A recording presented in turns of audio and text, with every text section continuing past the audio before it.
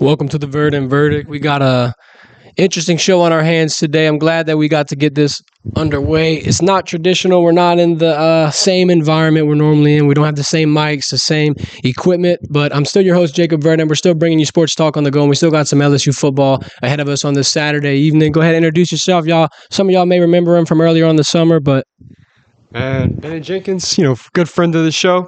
I mean, you know what it is. he's a sniper in the football. He's a good pigskin tosser. I'll tell you right here, he's got the best arm in South Louisiana and been. But moving towards LSU football, what everyone came to see, we got a big game in Auburn, and I'll tell you what, it's the Tiger Bowl. And I spoke about this a couple months ago. I feel personal about this subject because I think that there's some phony Tigers. I don't think that Auburn should have stole our mascot. I really don't like that in the SEC. We got three teams with the same mascot. We got Mizzou, we got LSU, we got Auburn. It's just a little weird to me. So I'm gonna go ahead and err on the side that LSU is gonna claim the right to have the mascot. I mean, we do have a live tiger on campus after all.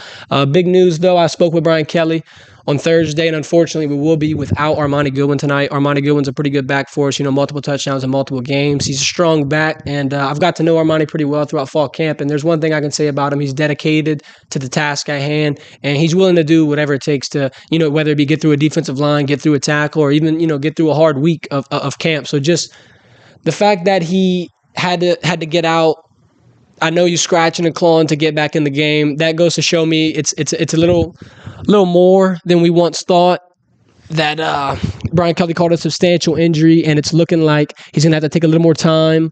I think in this situation we're just gonna have to be patient. Armani Goodwin, he's real talented, but a hamstring injury, it's so finicky. It could really come back to bite you. I mean, look at Chris McCaffrey or Chris Paul. I mean, we talk about hamstring injuries like it's almost a tear of a tendon or something, just for the simple fact that it could be months. It could be one of those long ones. But, with the way Brian Kelly was addressing the situation, he was making it seem like the trainers were formulating a plan to get him back here rather soon. So I don't think we're going to be without him for a while. And, even if we were, I know that his counterparts and his teammates, Josh Williams, Noah Kane, they're going to John Emery as well. They're going to be able to get the job done. We got a deep running back room. Coach Frank's going to get us in the right spots. Noah Kane goes out when Armani goes down and almost crosses the century mark, multiple touchdowns. I spoke with Noah Kane Tuesday, and I just wanted to know, and in the running back room that's that deep, how do you stay focused, and how do you just allow your game to develop when you got three other guys alongside you that can just go off and obliterate the defense? And, he said you just got to get in that mindset of cheering on your teammates and just knowing what's going on at all times. Sit there and wait for your number to be called. Whenever the number's called, you got to go out there and perform because you only get so many chances. You can't sit there and sulk that you're not getting them, and when you get on the field, waste them. He said you got to stay focused, and it's all about mindset. And, that speaks a lot about this position group. So if you got the backups coming in here talking about mindset and showing how good and tried and true and poised that they are in times of stress, it speaks a lot about that position group. I think that they're going to be able to handle their own. Another key player that'll be out for tonight will be Garrett Dellinger. He had surgery in his hand. It was kind of up in the air. It was doubtful, but, on if he'd be able to play. Brian Kelly confirmed the same Thursday press conference that Garrett Dellinger will be out. So Miles Frazier's going to step into that guard spot. I think that it's not going to be a huge void in the offensive line. I think they're still going to be able to figure some things out. They're still going to be able to have protection.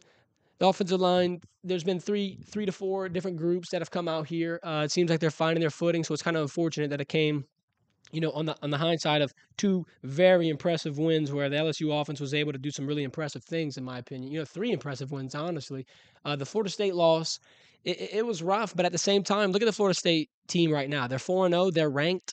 If you would have told me that this would have been a team undefeated through 4 weeks and ranked in the top 25, I could understand how a brand new team and a brand new scheme in week one can be defeated. I mean, look how they've responded to that adversity and responded to the week one criticism and what have you. They've responded with 3 straight wins, 3 sound wins. I mean, the next game they go out and put a whooping on Southern. That's the first time they ever played, and it'll probably be the last time after the way that went on. Southern's band carried them right there. They showed up and put on a performance that the football team would have never been able to do. The human jukebox. I did enjoy that. I will admit that. Major Burns will be out for that DB room, but, when one door closes, sometimes another one opens in the football world, and it's going to be the same here for the Tigers with Joe Fuchsia. He's coming back. He's finally cleared. He's finally able to play. Another Tiger I talked to on Tuesday, and he was just really excited to go out here and compete. Not only to go out here and compete, but compete in SEC talent. I mean, granted, the beginning of the season is vital for getting your feet under you and making sure that you're comfortable and what have you, but the fact that he can just get plopped right into the thick of it in the competitor's mindset, it's great. He enjoys it. These are his favorite games, and quite frankly, Auburn's kind of a foe. Not only is it a revenge game for LSU, we got defeated by Auburn last year in Tiger Stadium, but Joe Fuchsia has not beaten Auburn yet. He played at Arkansas previously, so the Auburn Tigers didn't treat the Arkansas Razorbacks too well. I don't know if Johnny Cash was watching the stream, but he was preaching a national champion Arkansas Razorbacks. I'm watching the Arkansas game right now, and they're losing to Bama. They put up a good fight, but Arkansas, all in all, has some pretty good talent. As you can see, Joe Fuchsia coming over here. Um, I've been impressed with him, and I'm excited to see how he can do on the field. I'm excited to see how he's going to be able to be implemented into that lights out defense. LSU's defense giving up 6 third down conversions in the past 3 games, only allowing 2 first downs against New Mexico. I mean, it looks impressive. I think that these guys are, when you go able to put on a shutout, no matter who it is, it's impressive. Then Matt House is facing some real adversity here, losing big guys in big moments, and having to play true freshmen. And the true freshmen are eating up. You got Harold Perkins leading the team in tackles. That impressed me. That speaks volumes about the talent, but it also speaks volumes about the recruiting. It speaks volumes about the coaching. You're able to put these freshmen in a mindset where they're going to be able to perform and they're going to be able to go out there and ball. That's going to be vital when you have these big injuries, because now the depth is ready to step up and commit to that next man up mentality. The only thing that'll worry me about this LSU Auburn game is the fact that it's the first real road adversity. We haven't had an away game yet. You can try to pretend like that Superdome Florida State matchup was away, but we know that that hour drive didn't stop any Tiger fan from participating in those festivities. But I think that Jordan Hare has a pretty good atmosphere, pretty good energy around it. They get pretty loud and rowdy, and LSU and Auburn have a very interesting history of crazy things happening, much like LSU and Alabama. I really don't think that they're going to pose much of a threat, though. We're going to go in here and we're just going to do what we've been doing best. You're going to try to get mobile in that running game and try to get some pass options open. Hopefully, Kayshon Boutte in his return will be able to light some things up. I'd like to see Jaden Daniels get the ball downfield a little bit, but at the same time, I want to make sure that he's able to make the right reads and not pressure himself, because Mike Denbrock said number one focus is you don't want to turn over the ball.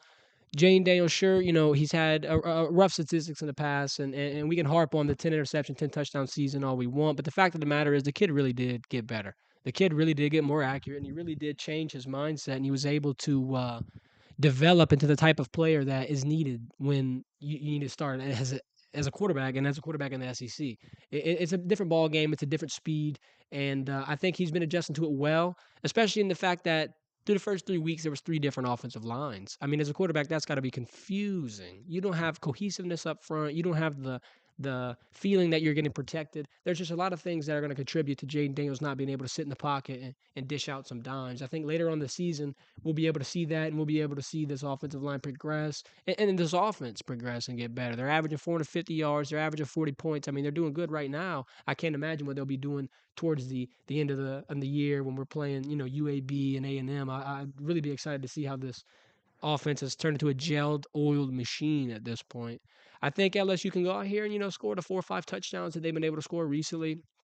That defense, I trust them a lot. I trust them to be able to get out there and get those tackles in the open field. I trust them to be able to get out there and stop the ball on the defensive line. We're going to talk about the defensive line. We got Jay Roy, we got Ali Gay, we got B.J. Ojolari, you got Harold Perk, you got Savion Jones. I mean, you got a lot of big guys who are ready to get active and push through, get some pressure. Look what they did to the air raid and Will Rogers in Mississippi State.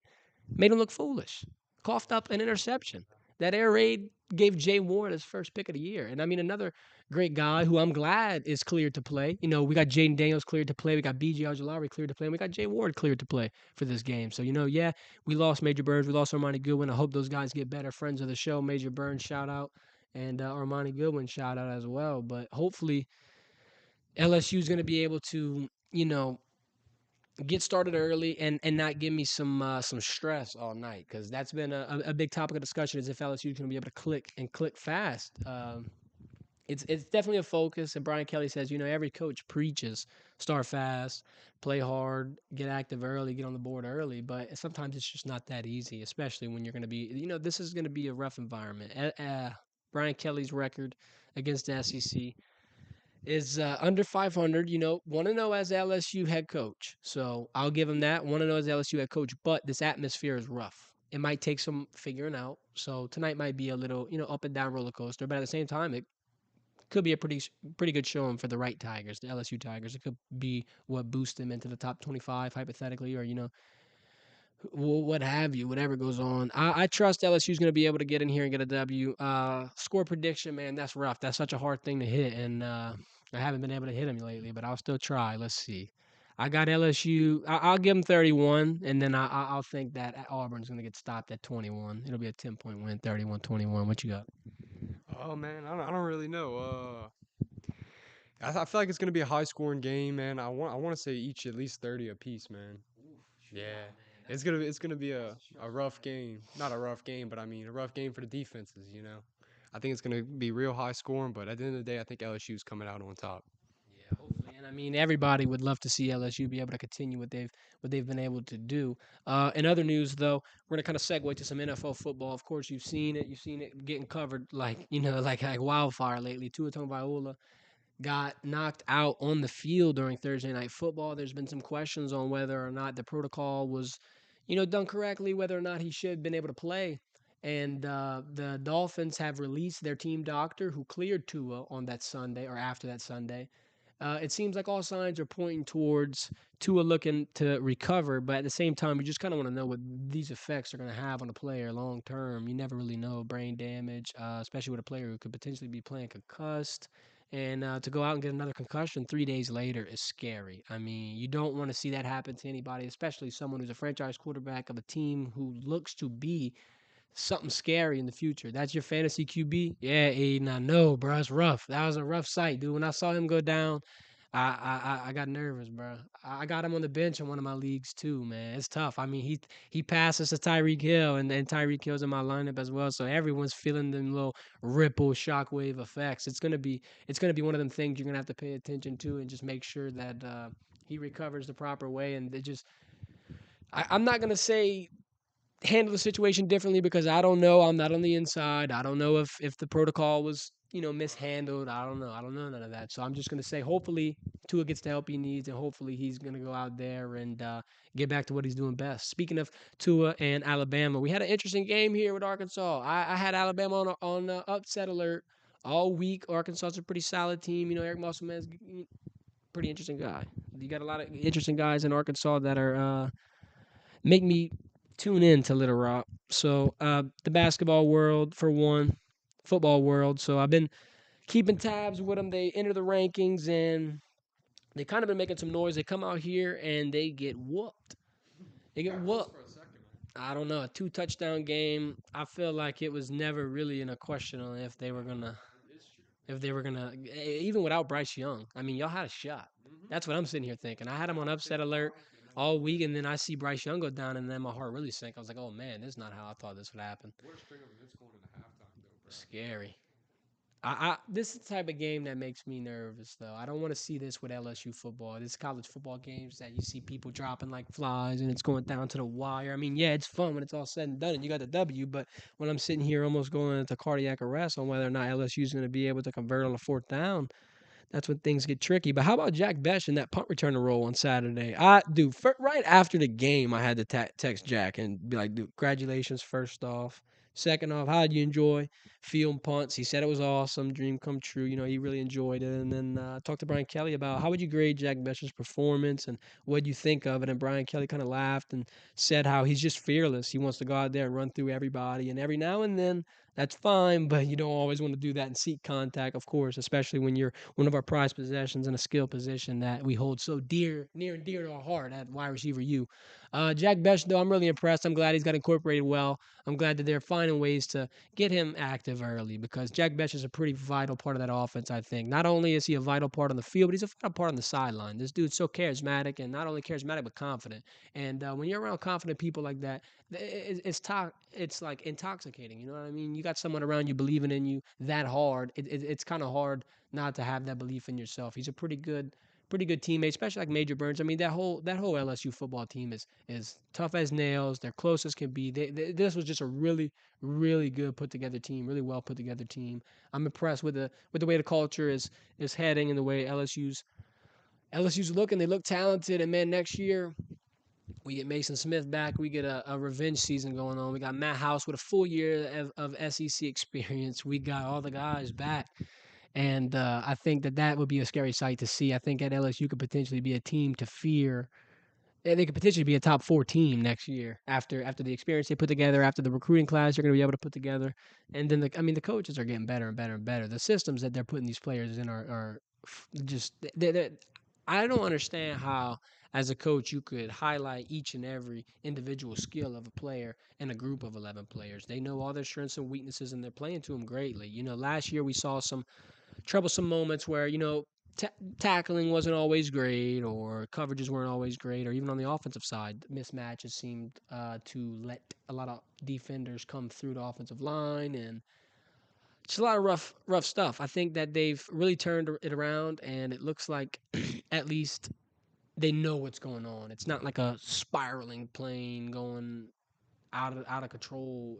Brian Kelly has a structure. He has everything pretty neat. He's not like I'm not gonna say he's a like a general or like holding it like military style, but he's got the guys. He's got the guys paying attention to every detail, and that's pretty important. They're all bought into one common goal, and that's how you develop a championship team. I mean, Brian Kelly has the most wins out of any FBS coach right now active for a reason, because he's got a pretty good system. You got him incorporating a lot of new things that you've never seen at LSU football before, like people working out, or not people, but the players working out before the game. Like they go, in the mornings, do some stretches, do some work. They do that in indoor when they're playing at Tiger Stadium, and they did it in the Superdome when they were playing Florida State. Brian Kelly said the Superdome one was important, especially because he wanted the guys to get used to the lights and just get used to being in that atmosphere. Because I'm sure it's pretty daunting to be playing in the Caesars Superdome as a younger guy, kind of fresh off of high school. You're not at that professional level yet, but of course that's what we all associate with the Superdome is that professional level football. So it's definitely nerve wracking, and I could see where calming the nerves down can be pretty important. LSU football though, I think it's going to be a W. I mean, like I said, I hope it isn't going to be one of those stressful events where I'm sitting here biting my nails the whole night. But man, I don't know. I don't know. You never know. Any given Saturday, also any given Sunday. You got tomorrow. The Saints are playing in London at 8:30. I don't know if I'll be able to see it. I don't know if I'll be able to wake up in time. But I'll definitely be checking that box score afterwards. You got a lot of people out for the Saints. You got Marcus May out. You got Jameis Winston out. You got Michael Thomas out. You got Andrews Pete out. You got a lot of guys that you're worried might detrimentally impact the team by being absent. Yeah, they got Jarvis questionable. Yeah, I mean, look, Andy Dalton, I wouldn't hit the panic button on him coming in. He's a very experienced quarterback. I seen him at the training camp, and I was just pretty impressed by the fact that the yeah, I was pretty impressed by the fact that the Red Rifle is just going under the radar in New Orleans. Like, man, a lot of people are forgetting that he's on that team, and I think he could potentially get a starting job in a sense where he's going to do so well in Jameis's absence that when the Saints bring Jameis back and it's time for Andy to get a new contract, another team might come calling. You know what I mean? You got a lot of different, like, look, Jimmy G and the 49ers haven't gotten active and haven't gotten long, and Trey Lance has a pretty detrimental injury, so they might want to bring in someone if they can ship him. Someone's crying belly in here. We got some making me feel like I'm dyslexic a little bit. Crying belly comments. I think LSU wins 55-17. Man, that's like a Southern game. If LSU can win 55-17, dude, I will send you a free Verdict t-shirt, bro. I don't know, but that's awesome. 55-17, I would really enjoy that. 55 points. If LSU could hit the half-century mark again this year, I'll cut a backflip live on stream. I don't know if I'll land it, but I'll definitely attempt. 55, bro. That's a lot, man. That's a over under looking like a college basketball game. He said also not too nervous about Bama anymore. Not nervous about Bama anymore after that Longhorn performance and this shaky Arkansas performance. Well, the only reason I wouldn't worry about Bama is if Bryce Young isn't 100%. Yeah, I don't know. Bryce Young is a dog, man. You can't take Yeah. that away from him. Bryce Young is a dog, but at the same time, I think that like we were saying about the LSU Auburn game, LSU Alabama has that same type of weird environment where anything can happen. And like last year, we had a pretty rough team, and we still were able to keep it close with them, keep it close. And when all lights are on, especially when you're in Tiger Stadium, you gotta kind of point towards who's the home team in this sense. I could see us knocking off Alabama. I could see us upsetting them. I mean, it would take some really good football and some really good circumstances, but I could see it. I could see it. I could believe. I got hope. I got hope. I would be pretty happy. Do you think that they'd rush the field? You think the students would rush the field if LSU defeats Alabama at home? What's the over under on that? What would you put over under on that bet? Over under that LSU students run on the field after they beat Alabama. It's guaranteed 100%. Don't even need a bet. Yeah, man, they put like security right in front of the student section. Yeah, they got like SWAT team looking people on the field. They have a line of people, and then right where you would like jump over the fence on the student section, they'd have a line of people too. So it'd be a little rough. I think the only way that would happen, I don't know. I mean, I wouldn't try it. I'm not doing it. I'd watch, but I'm not participating in that. So y'all can go ahead and rule me out of that one. Yeah, this Alabama game looks like it's all but over. 42-23 right now, Alabama and Arkansas. Um, man, Bryce Young said that he's on the sideline right now holding his helmet, and they just don't know the extent of his shoulder injury, so they don't want to put him out there. They're being careful, especially after what happened Thursday. All eyes are on taking care of your players. This is interesting. I just kind of wanted to bring this back up, food for thought. Remember when Antonio Brown left the NFL and he was accusing the Bucks of doing that to him? Said his ankle was hurting. Yeah, and he was saying they were trying to make a play and all this stuff here. It's another Florida team. You know what else is ironic? They're both connected to Tom Brady. Look at this. Unnecessary roughness penalties in the college football. Boy, that is so frustrating. Doing something stupid and costing your team 15 yards in that incredible play that you just put on. Yeah, man, you're just gonna shove people in the back. Come on, you know it. You know it's a penalty, and you know you're gonna lose yards for it. KB says, need a big game from the running backs. And if we can establish good identity pertaining to the running game, we're going to be dangerous against Tennessee. That dreadful 11 a.m. kickoff time on Tennessee. Need a big game from the running backs. I agree. I think the running backs do need to go out and take the weight off Jaden Daniels' shoulders. Jaden Daniels is our leading rusher. And look, it's cool, kind of, but it's cool because he can do it. But it's not cool because we need to get our running backs more active, like you're saying. I think that, we go out here and get Noah Kane and Josh Williams the ball. Josh Williams was selected our offensive captain for today. So I would think that Josh Williams might get that running back one start. And let me tell you what, if I got to pick anybody out of the four guys to start on the goal line and then it's 4th and 1, 4th and inches, I don't care, 4th and goal, Josh Williams. Give me Josh Williams. I've talked to Josh Williams time and time again. Josh Williams is such an interesting guy. Josh Williams played basketball in China. Really? Yes. Josh Williams he's just one of those dudes where like you could talk to him for an hour. I got to get him on the show here soon. I had a little interview with him. Y'all can go look on the channel. It's going to be with a thumbnail that says, is LSU legit? We kind of broke down the performance that LSU had done the previous Saturday with the 4 players. We broke it down with Charles Turner. We broke it down with Josh Williams. We broke it down with Chris. We got a lot of guys on there that we were just kind of picking their brains on their performances. And Josh Williams was just such an interesting cat to get to know. I got to talk to him a couple more times after the fact. When you got a multi-sport athlete who's so successful in both, it's always interesting to just know how they got to do it. Like, there's been several people that I've got to see throughout my career of witnessing sports. I got to witness Ja'Kai Douglas, Jalen Lucas, Mason Smith.